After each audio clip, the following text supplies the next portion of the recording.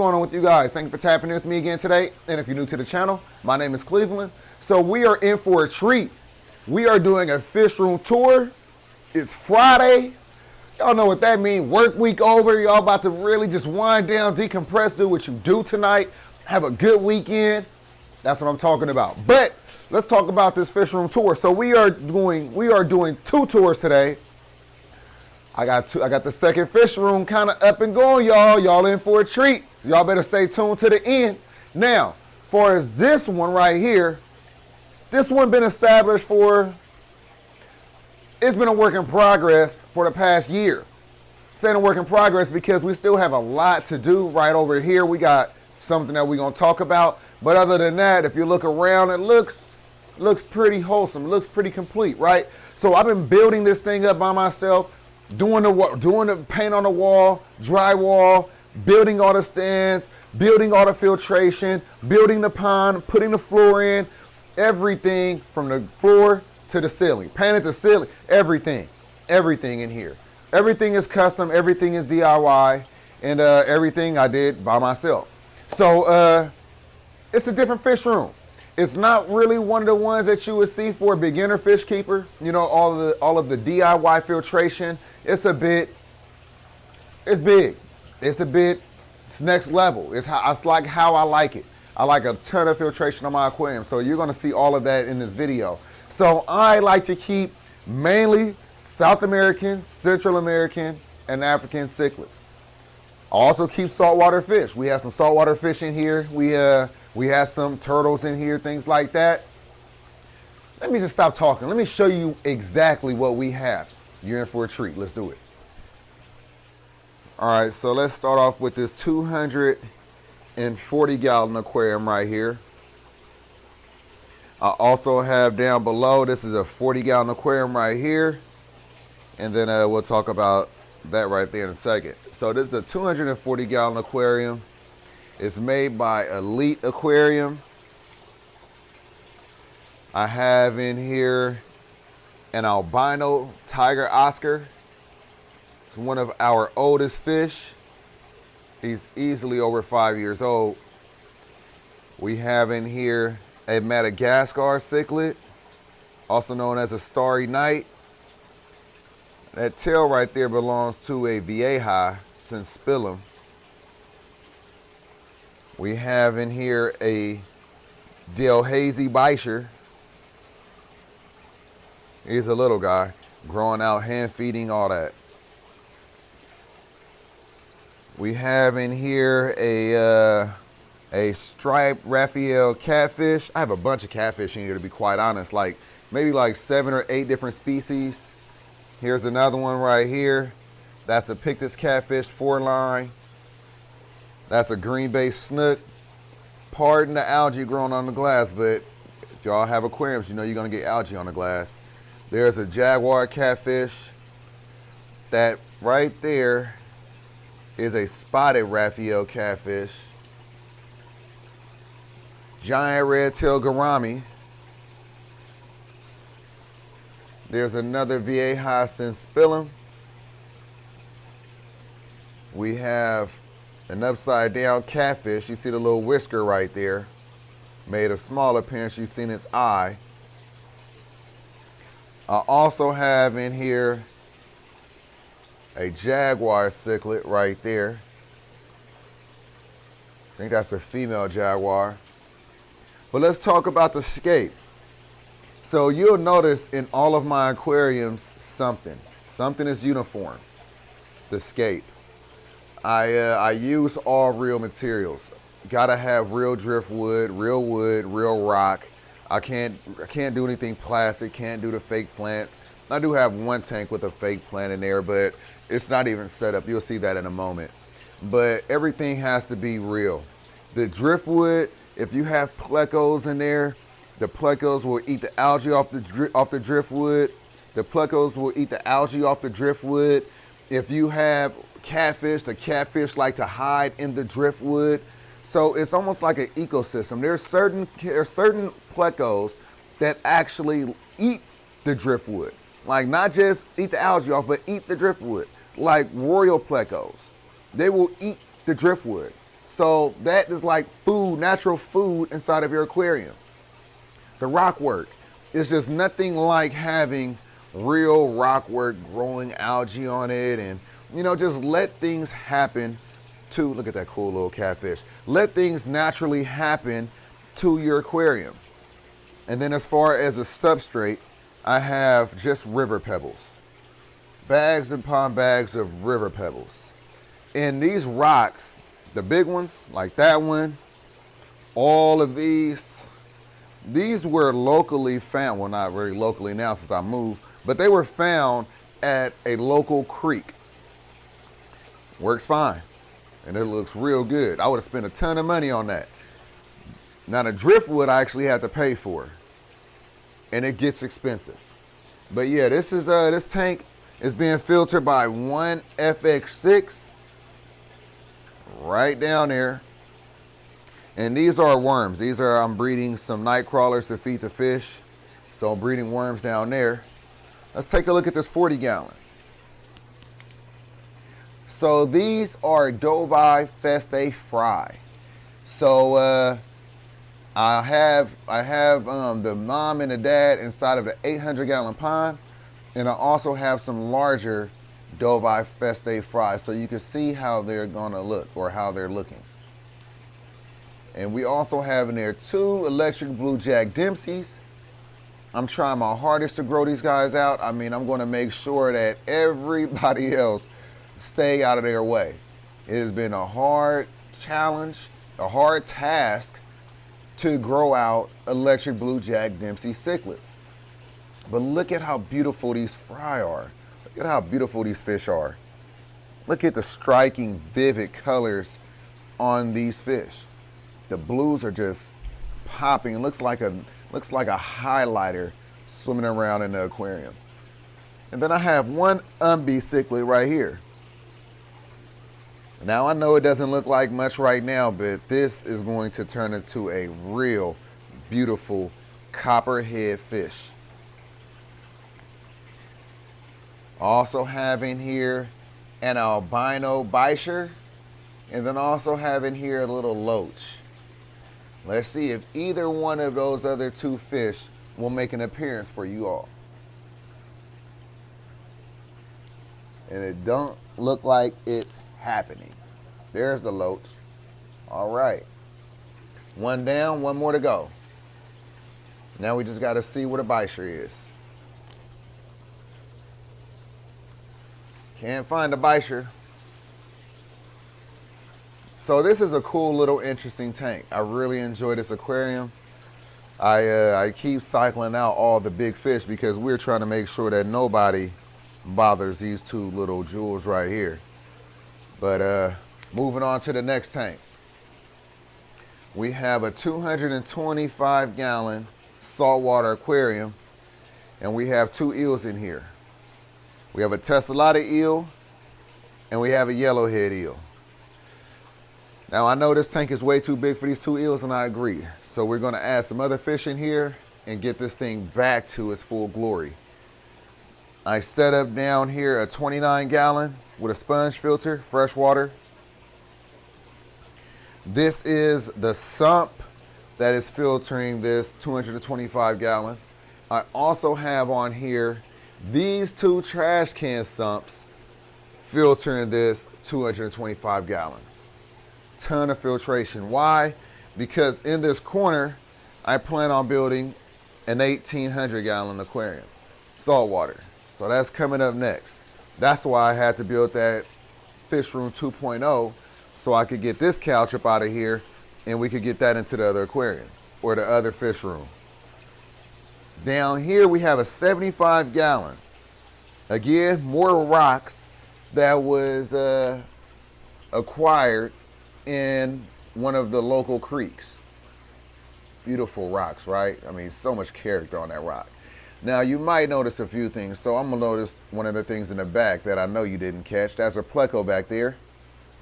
And then we have a bunch of fry. These are more Dovi Feste fry, a little bit bigger than the other ones. These are the first generation. We have 3 Pictus catfish in here, spotted. Beautiful. Look at this gold song. I know a bunch of you know it as a green terror. This is one beautiful, colorful, amazing fish. Now I've had a lot of bad luck with these guys, to be honest with you. So I've learned that you just got to keep him in a tank with less aggressive fish. Now, being that he's the biggest fish in this aquarium, there's no other contender. He's definitely going to be the most dominant fish in this aquarium. And as the larger fish get bigger, as the fry get bigger, I will just take them out and make sure that our green terror is the star of this aquarium.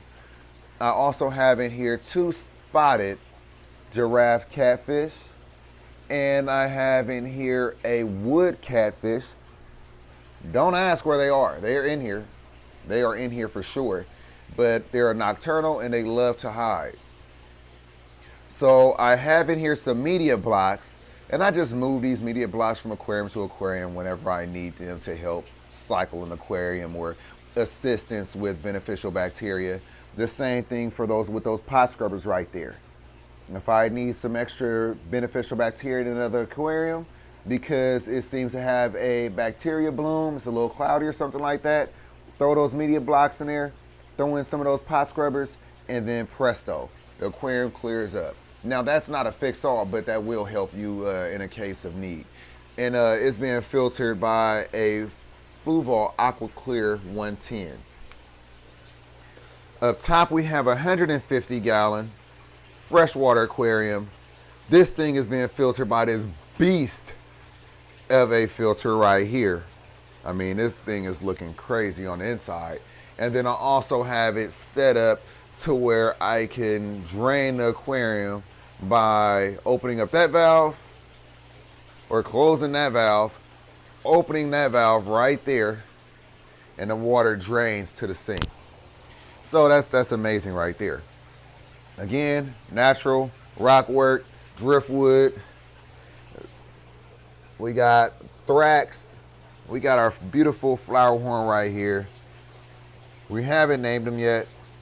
We were leaning on thrax because of the coloration, but we haven't come up with anything yet. We have in here some cool catfish, and we will really want cool catfish. And all the fry are scared. Matter of fact, all the fish are acting a little funny because I'm recording. But whatever, they do this every single time. Every single time I pull out a camera, they want to start acting like this. They like to play a game called Freeze. And then I have in here a pleco. Over here, I have some ghost shrimp as well as some snails. Now, I wasn't trying to breed the snails, but I definitely was trying to breed the ghost shrimp. The ghost shrimp feeds my lionfish, the one that's in a 75-gallon in the house. Right here, let me step back so you can see these stands. So this stand has a 75-gallon on the bottom and a 150 on top. This stand right here has a 225 on top, and then I converted this into a little habitat for my 2 turtles. But check out this one right here. Speaking of turtles, extra large female Florida softshell turtle. Now I just finished building her new enclosure. That's going to be in the fish room 2.0. So can't wait to get back there and take a look at that. Can't wait to see this girl inside of there. She's going to be excited for sure. And then here's my other 2 turtles. We got one Mississippi map right here, and then I have an African side neck turtle in here somewhere. Now they could come out and they could just walk around, do whatever they want to do, but they don't really do that too often. Sneak peek of the pond. All right, so coming around the corner, we have this 54-gallon right here. We have another Tiger Oscar, but this one is just a regular black and orange Tiger Oscar. But nonetheless, he's beautiful. He keeps bumping his lip. Just looks really bad. I'm gonna have to put some medication in the tank But that's what he does. And I put him in this smaller aquarium because I wanted to medicate him. When I first got him, he wasn't really a rescue. Actually, you know what? He was a rescue. They dropped him off as a rescue, but I had to pay for him. It works like that. You know, it's going to constantly support our local fish stores. It's all good. So he was dropped off, and I picked him up 2 hours later. So he had a bit of a bacterial infection. It looked like his skin was patchy. He had fin rot. But since I've treated him, his fins are looking amazing. His tail and the dorsal fin in particular. Those are the two that was really looking kind of ate up. So he's a beautiful fish. Aside from the little bump, the little sore on his lip from him bumping it like that. But he's in here with some more Dovi Feste fry. Down here, we have, just staying right here, but we have more Dovi Feste fry. This tank is such a challenge to keep clean because it's right next to the garage door opening, so all the light come in just hits it and it just goes crazy with algae. I might have to get some snails or some plecos in here or something. I'm gonna have to figure it out because I can't keep having the constant battle with cleaning this aquarium. It looks amazing when I do it, but you know, twice a week is just too often. I just cleaned it last weekend and it hasn't even been a full week, and look at this. Looks bad. Up top, we have this 55-gallon, and how could I get it to where, let me close the garage. All right, so we got this 55-gallon right here. It don't have a light on it, but it's a saltwater tank. It don't need a light. It still get plenty of light, and I'm battling with algae again because of the garage door opening. So in this aquarium, we have a striped pufferfish. We have our striped pufferfish right here. And then we also have in here a baby Titan trigger. There's our striped pufferfish. And now if I could find our Titan trigger, that would be nice. But it's a baby Titan trigger in here somewhere. And they are doing great. Happy in this aquarium. But let's take a look. All right, over here, down below, I have 125 gallons of salt water. This is basically my tank that I use to just store my salt water. My RODI water system right here. This is my manifold for my clean water intake. And remember I was telling you about the drain for the waistline. And then this right here is my manifold for my RODI water. So that goes to all of my saltwater aquariums. I'll flip open this valve, flip one of those open, water goes in. As far as the tank, same thing. Open that one up, open one of those up. I even got an extra over there. And then that's also an extra line as well. But open one of those up, the water goes in. Just, you know, just wanted to make it simple. Got tired of dragging hoses around and things like that. So that's really good. But take a look at this 125-gallon aquarium right here. Now this thing looks super sick, looks really good. We got in here a clown trigger, beautiful guy, big. We have an emperor snapper right here. We have a pineapple trigger right here, beautiful, right? We got a Niger trigger. We have the stars and stripes dog face puffer. We have a orange line trigger, also known as the undulated trigger. And down there, I have a large lionfish. Now this tank is absolutely stunning, blue background, beautiful tank. Look at the filtration on this guy. This big 44-gallon trash can, as well as that above the tank sump, dual above the tank sump, is the filtration for this aquarium.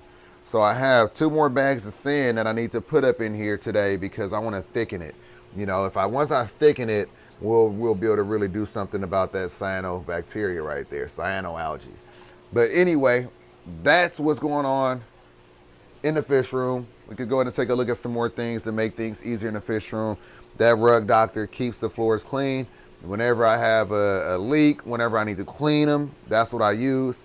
Also have that shop vac. These are necessary for a fish room. Help remove the sand. As you can see, a whole bunch of buckets. And just overall, I mean, just try to keep everything clean as possible. And again, you know, I built all of this.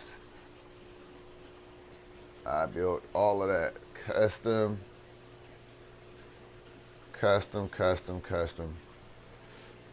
These are 2 more quarantine tanks. I need to go ahead and revamp these, but 2 more quarantine tanks.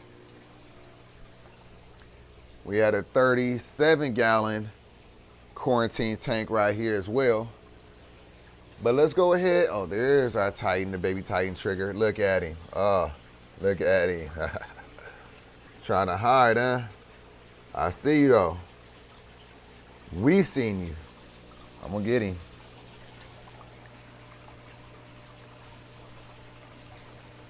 Nope, got away. But y'all seen him. Y'all seen him. He's shy. All right, so let's go take a look at that second. Let's go take a look at the second fish room. But first, let's take a look at the 75-gallon in the house. All right, now check out the 75-gallon. A few of you are wondering how it's been doing, and it's been doing really good. Everybody is healthy. We don't have any corals in here, but it's all right. The fish are doing absolutely amazing. Let's take a look at the inventory. We have a chocolate mimic tang. We have 7 clownfish. We have 3 different species of clownfish.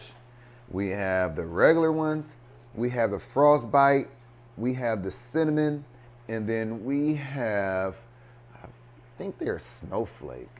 Might be the snowflake. And then we have the orange spot rabbitfish. We have the coral beauty right here.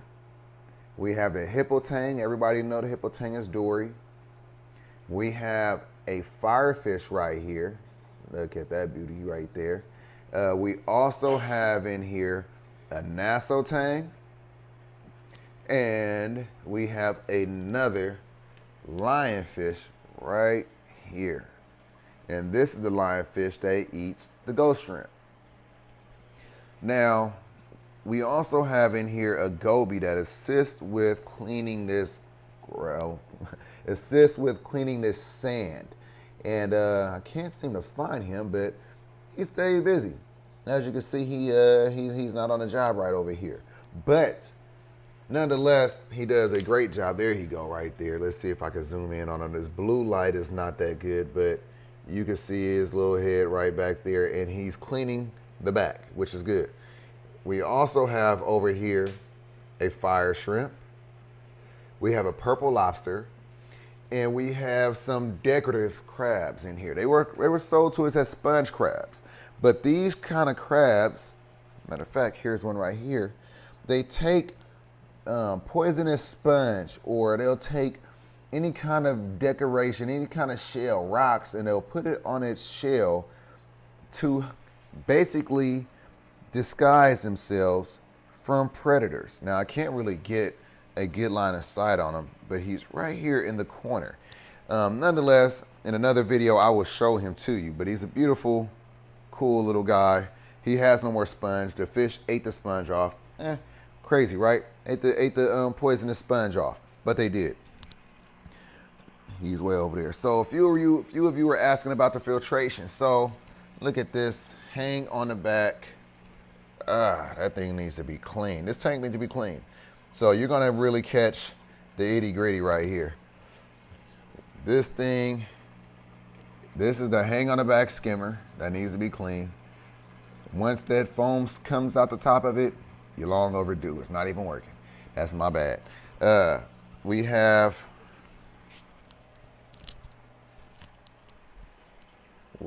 the hang on the back overflow box that's over there, that filter, that's not the overflow box. We have the hang on the back refugium right here with the blue light on it. So you grow your copepods in here, you put your rock work, you put your sand in there, everything, your macroalgae, all the things that you want to use that's going to help you filter your aquarium naturally. That's what you put inside of this hang on the back refugium. As far as the overflow box, here's the hang on the back overflow box right here. I can't even really give it, there we go. That's the hang on the back overflow box. That drops the water down into this sump right here. So this is a secondary sump. This is the main sump. This is something that I actually like. So DIY sump, I put the baffles in myself, have it situated the way I want it to. I'm also pulling water from this one into another refugium, right? Second refugium. So again, macroalgae, chetto, put your copepods in here, put your hermit crabs in here, put all the little things that's gonna, again, help you filter your aquarium naturally. So two sumps. I hope that helps and answers some of your questions, because I've seen a few of them that was dropped in the comments. Now, let's get on over to the Fish Room 2.0. Now, this is going to be, let me give you the view that I have. All right, check this out. Looks like you're looking outside, huh? You're not. So this is what we view from the house. This aviary. Look at that. Let's open it up. Got the double lock. So all natural. Like I said in the fish room, the first one, I said you'll see something that's that I like to keep uniform. Everything has to be as natural as possible. So we have sand in here, we have dirt, so I could pretty much plant plants anywhere I want in here, and they're gonna grow. That's how I want it, that's how I have it. We're gonna have the waterfall, little fountain right here with the waterfalls right here, so we can see it from the living room. Again, a lot of real natural branches and things like that. That tree is really, really cool. So over here, we have the project. This is why I wasn't sure about showing you the second fish room. This is the project. We have this tank right here, little bow front, right? Cool tank. I think this is like a 36 gallon or something like that. Bow front, that's going to sit right here in the corner. Again, everything, some of you know what this room looked like before I started touching on it. Y'all knew what it looked like. If you don't, I'll show you a little video right here. Check it out. So here's the fish room right here. First looks at it. I'm gonna take my time in here, paint it. As you see, I need to seal it up under there because you can't have this water coming in.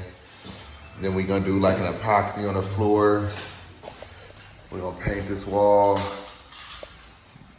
Room get real hot and real cold, so I need to do something about the ceiling, put some insulation up here. So yeah. All right, so that's how it looked. Now, Carter, back up. Let's take a step back so you can see what has been done to this room. So obviously I put the tile in, put the floor in, but and then had to paint everything, insulated it. Still got some more work to do right there. But back over here, this is the filtration. 2 cans. We're gonna do some filtration right here to filter Miami's new enclosure. Let's take a step back. Look at that, we got the hibiscus growing in here. Now again, waterproofed it, sand, sphagnum moss, dirt, all that. Could plant plants in here wherever I want, water them, which I will, which I have. This plant's not doing too good because it took a long time for me to be able to get it into the dirt, but it's finally there. Hopefully it turned around. If not, we'll do something different. We have this 125-gallon pool pond right here. Well, not even a pool pond, but we have this 125-gallon pool right here. This is, I don't know how many gallons it is, but I want to make that like a bog. So, hey, Papa. So the water is going to come from, so the water is going to come from the filter. It's going to go into the bog, and then it's going to flow into her pond. So this way she'll be able to come out the water, lay eggs if she needs to, bask, whatever she needs to do. Don't drop those in, Carter. All right, so look at that. And so this aviary is going to be indoor, outdoor. So on the outside of this window, it's going to stretch the span from here to there on the exterior of the property. And then over here, Carter, back up. Come on. We have 2 more tanks that I built. I mean, not built, I built the stand. We have 2 more tanks, built the stand. We have a 225-gallon up top, and then we have a 180-gallon down below.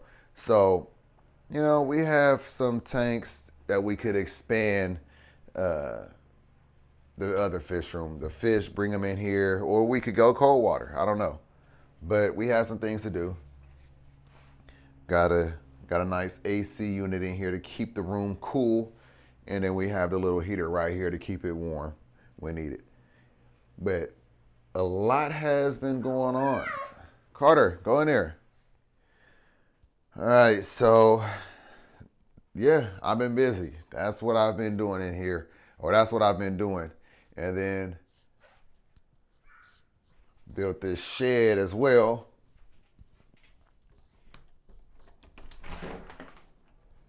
Yeah, just got done building that shed like a month ago. Plan on doing some things in the backyard, maybe a pond or something right there. We're gonna have a little seating area, a lot of different things to do. But yeah, and this is unfinished. I still gotta put some wood up there around that soffit, which I plan on doing.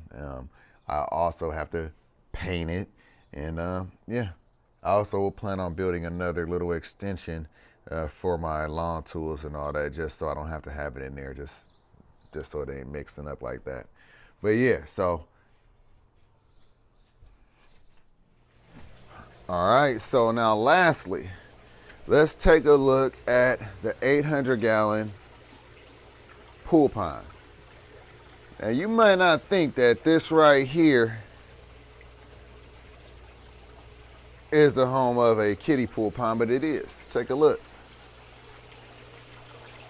So just because something is, you know, something as simple as a kiddie pool pond, don't mean that it has to remain simple and look so boring, right? And one thing about nature, when it comes to fish, plants love to assist with keeping your fish healthy. In the wild, that's what happens. They filter the water, so, you know, why not do it in captivity if you can? These plants are thriving from the fish waste that these fish produce. So in here we have 4 red devils, 2 buddy cawthori, a large silver arowana, have an African pike right there, red-tailed bricon. We have in here a red Atabapo pike. We have 2 red Atabapo pikes in here. I have a Salvini. I have a Feste red tiger motor, and the infamous Parachromis Dovi. There's mom and dad right there. I told you to have mom and dad in this 800 gallon. There's the female Feste right there with the red, and then with the blue fins, that is the Parachromis Dovi. Looks like this thing needs some water, right? Let me show you how I fill it up with water. Watch this.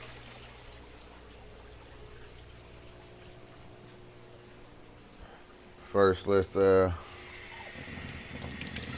get them some warm water. We don't want it cold.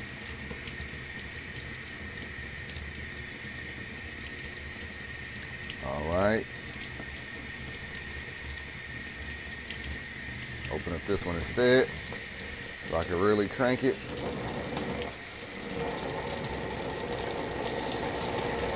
There we go. Watch. There we go. So now we open up that, close that. Let's open up this 800. Let's go.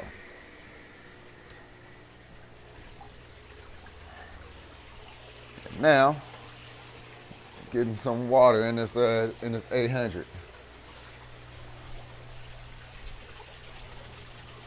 Look at that. Look at that. Ain't that easy? Yeah, it is. All right, so in another video, we're gonna dive into this 800 gallon, probably get inside the water, take a look at everybody. But I just wanted to show you my fish rooms, what I've been up to, and introduce you to the fish corner.